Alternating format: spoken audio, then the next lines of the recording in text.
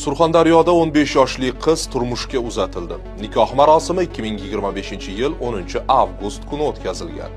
Holat Ijtimoiy himoya milliy agentligi tomonidan o'rganildi. Ma'lum bo'lishicha, holat Denov tumanidagi Ozod mahallasida yashovchi fuqaro bilan bog'liq. 2025-yil iyul oyida qizni turmushga berish harakati bo'yicha tekshiruv o'tkazilib, bu qonun hujjatlariga zidligi yuzasidan oilaga ogohlantirish berilgan.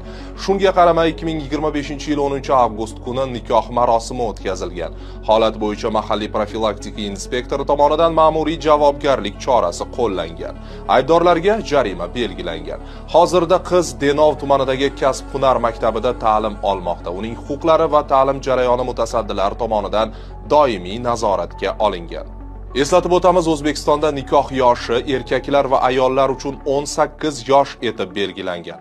Uzrli sabablar bo'lganida yoki alohida holatlarda nikoh yoshini ko'pi bilan 1 yilga kamaytirilishi mumkin.